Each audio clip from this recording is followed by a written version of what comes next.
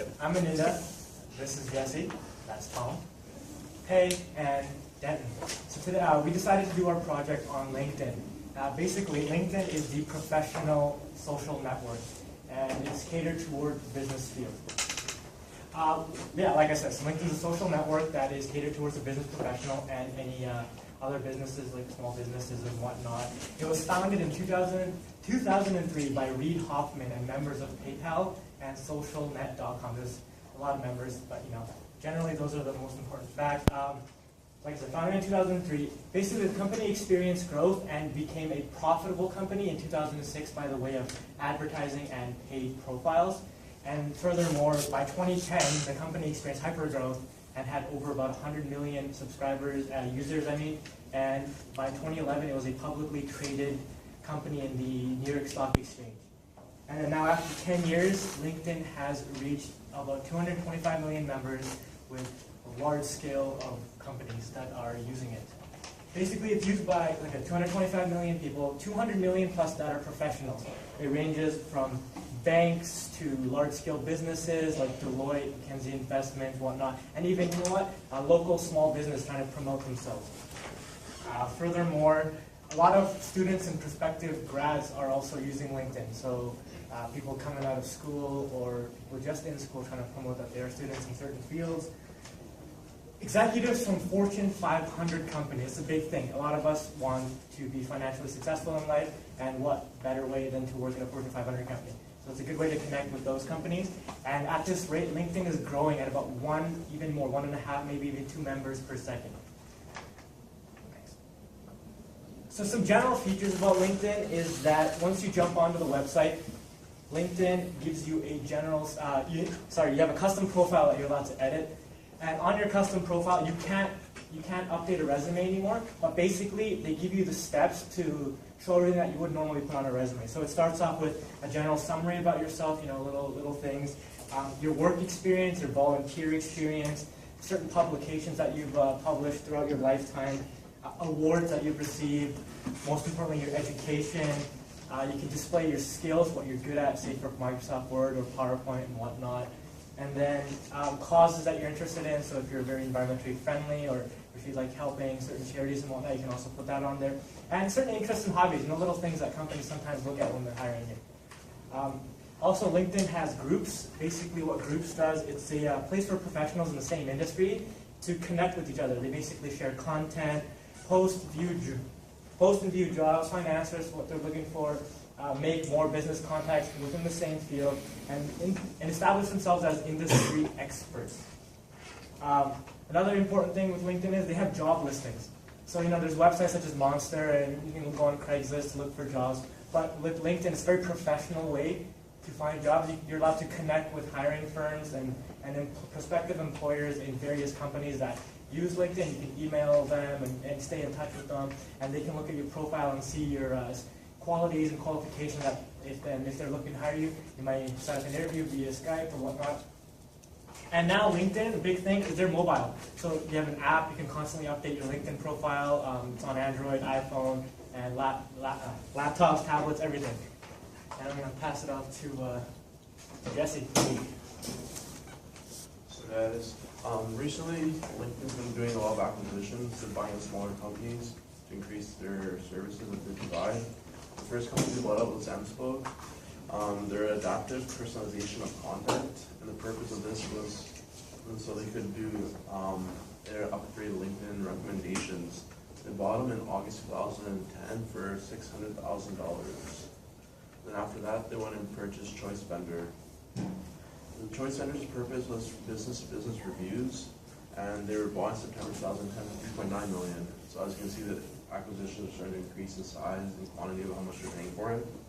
And the purpose was so you can do business-to-business reviews on LinkedIn itself instead of having to use a third party. And then after that, they bought CardMunch. It's a business social contacts tool that was bought in January 2011 for $1.7 million. The purpose of that purchase was so they can scan and import business cards onto LinkedIn itself. So it's essentially another tool adding to their arsenal. They bought Connected, which is a social customer relationship management service, and it's bought in October 2011. The price was not specified, but the purpose is to enhance the LinkedIn premium service. They also bought Index Tank, which is a social search engine that was bought in October 2011, and same thing, the purpose was to enhance the LinkedIn premium service. They bought Repetitive, a business social contacts service that was bought in February 2012 for $15 million. The purpose of this was so they could link your Twitter, Facebook, and LinkedIn accounts into your Gmail. So everything's all in one service now. They bought SlideShare, which is a business contact service, in May of 2012 for $119 million. The purpose was so people could find each other through the content they look up and not just like actually having the recommendations sent to them. So it's like if you're looking up on financial articles and the companies, people looking for similar content would be recommended to you to network with. Pulse was a business and it's a web mobile news reader, and they were bought in April 2013 for $90 million. The purpose was so LinkedIn could actually own its own publishing platform, which they did not have at the time, and it's just easier for them to purchase once they start creating their own. And the final acquisition they've done was Dig. They actually didn't purchase the company, they purchased certain patents of the company, and the one main patent they bought was the click button to like up a story. Essentially what it is like you can like up a story so as the news is trending, it'll go up in the charts. There are actually some issues with LinkedIn, believe it or not, and one of them is the perks aren't free. There is cost being able to access a full LinkedIn experience, and in order to receive the business plus experience, you need to pay $50, around $51 per month annualized. So that's like the cheapest possible way, accepting the monthly payments. And the services range from $20.95 to $75.95, and that's on annualized payments. If you're doing a monthly payment, I have 20% more to that. So you can see it's not exactly the cheapest way. There's actually costs involved with picking up a full experience. You'll find on LinkedIn when you search under Vancouver and the finance category itself specifically, you find a lot more smaller companies that have 1 to 10 employees, which makes up about 130 companies on LinkedIn under Vancouver. So there's like a large number of smaller companies there, whereas there's only 54 companies with 11 to 15 employees. So you see the numbers start dropping significantly. And when you get to like 51 to 200 employees, there's only 25 companies left. And then when there's 200 to 500 employees, there's only 5 companies left. So you can tell the numbers just keep on dropping.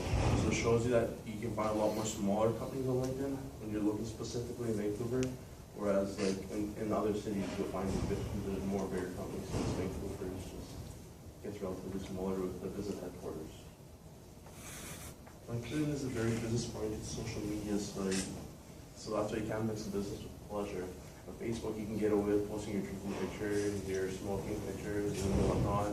On LinkedIn, if anything like that gets posted, it's essentially like a stain on your shirt. It sticks out. And like prospective employees and prospective employers usually look at that. And I know for a fact my friend's dad that does it himself, and he owns a business. And he's like, he scans through his employees before he actually hires them as employees. So, and I'll pass on to Tom.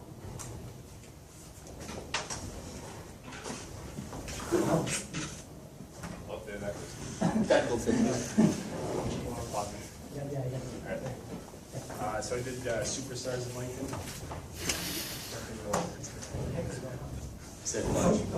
Yeah, I said fudge. Yeah, so I did Superstars of LinkedIn. It's just people and companies that have established themselves really well.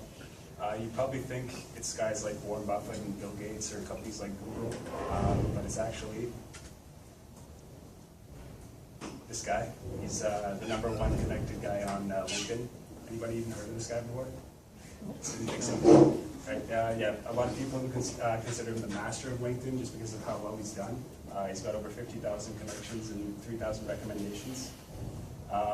He does have a career in finance. He's a financial planner at Kohler. He's got a lot of previous experience at Fortune 500 companies.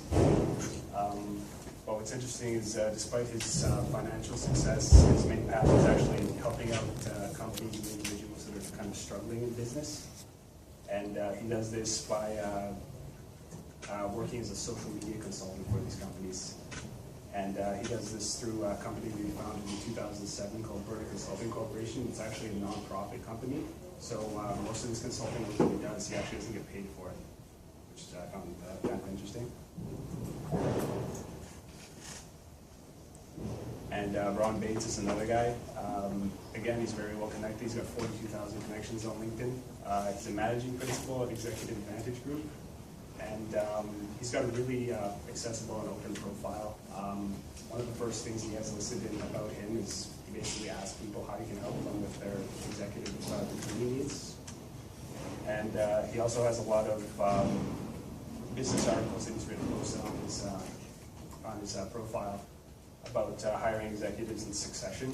And succession is basically like when an executive of a company either gets fired or quits, leaves for whatever reason. You have to replace that executive. And he considers himself one of the best people in the world at identifying and recruiting executives. And obviously he's been able to back this up because that's how he's become so successful on LinkedIn, by doing exactly that for companies. And the most in-demand employer in Canada on LinkedIn that I found was Suncor Energy. They have nearly 70,000 followers on LinkedIn, and also over 11,000 of their employees have LinkedIn profiles.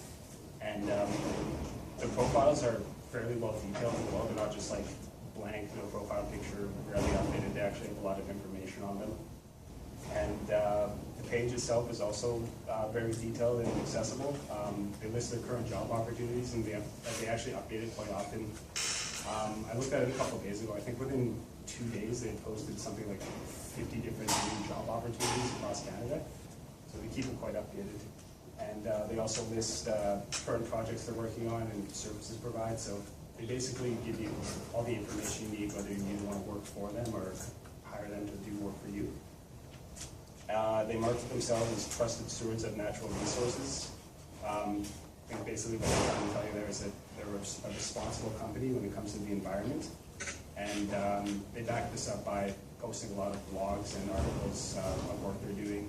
And when it comes to the environment, they've actually posted blogs about how they're starting to invest in like wind energy and other biofuels, just being more green in general. And yeah, so those are the stars of LinkedIn, and I'm going to pass it on to Dave. Thanks, Brian. Tom has showed us the people who are doing great on LinkedIn, and also we can call them the influential people on LinkedIn. Well, in business, human resource and relationship are always the most important element that makes the business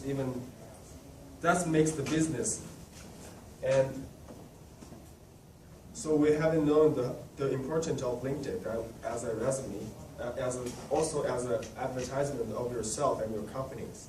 Well, some say we have to learn. We learn from success. We also learn from failure. Well, we have successful people on LinkedIn. So today I wanted to show you who are the dogs on the LinkedIn and what makes them the dog. So let's go over 2 examples here. Okay, Metroland. They claim themselves are the largest and successful company. It's in Ontario. They're providing community newspaper, and they also service like information services, and XWave, which is a IT service company. So those are the 2 companies I find is maybe pretty extreme, but I think these are good examples. Let's take a look at what their webpage looks like. Maybe it's just not impressed with everything they are. Okay, here's actually it's a screenshot of their page, XWave. So we can basically see their page have nothing else to attract you. So only 2 seconds I spent on this page. I realized this company is so boring. Well, we're having seen the basic information here. Basically, on every page we have 3 tabs up here: home, products, and insects.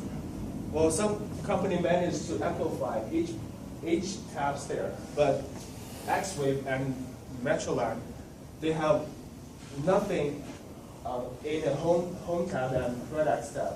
Will fill in the insights because the people who you connected already.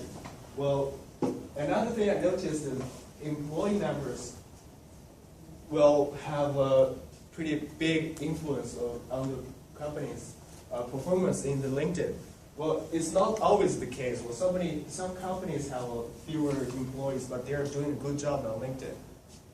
But most of the times, our employees' numbers are really connected to how a company's performance in the LinkedIn. Yeah, so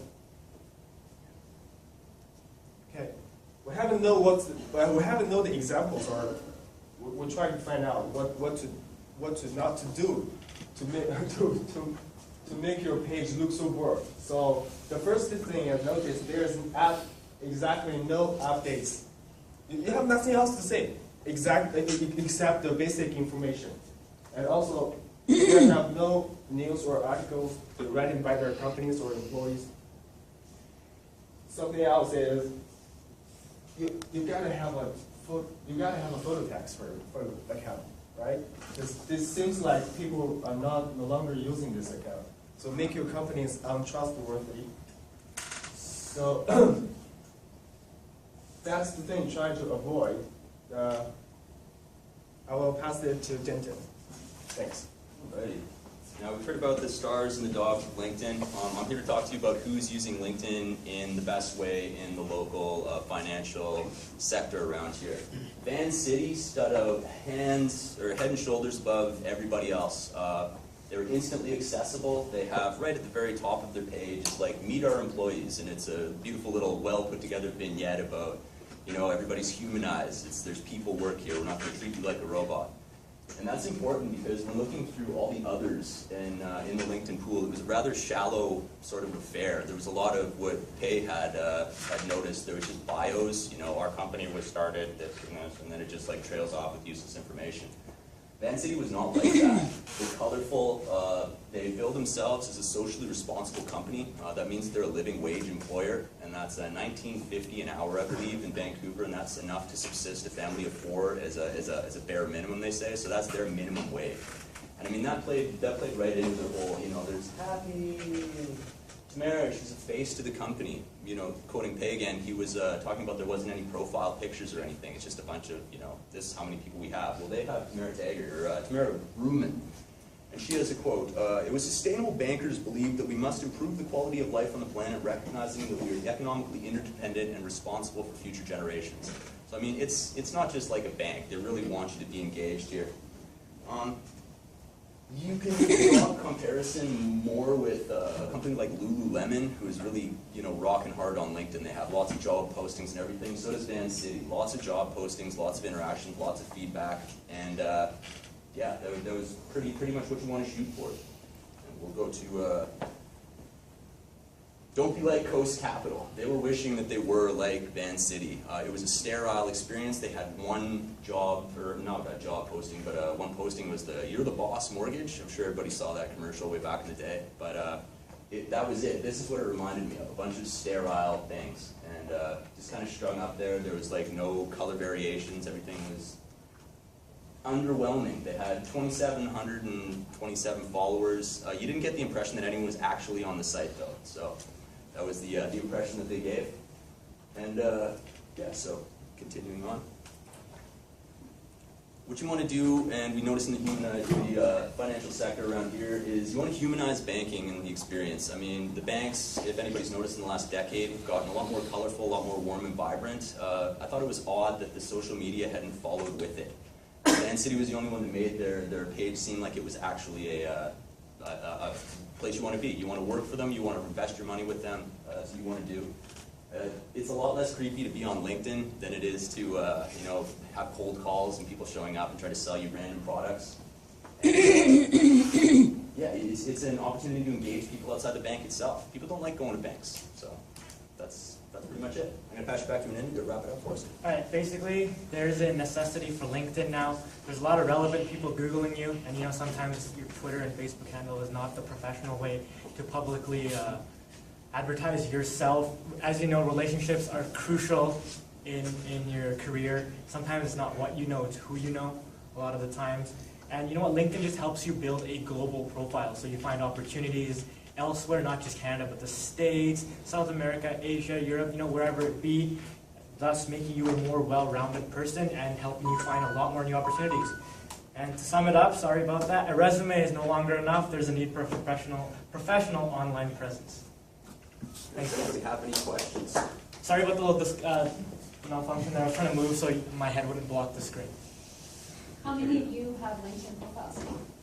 I'm an expert level LinkedIn profile. As you can see, I was really bad.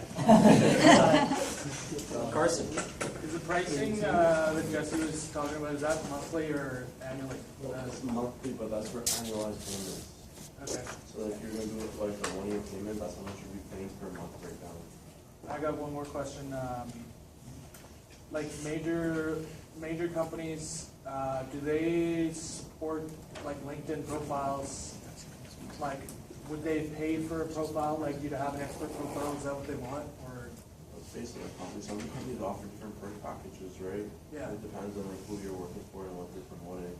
You know, companies promoting social media and they want you to be on LinkedIn so they can show everyone that, oh, we have all our employees are on LinkedIn. I can see them doing it.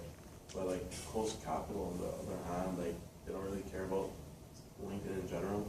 So I don't think they really actually want to pay for you to pay a service and the cost is like almost $1,000, like $500 for each employee. Yeah. So it depends who you're working for and if they want you on LinkedIn or not. Alrighty, well, thank you for listening.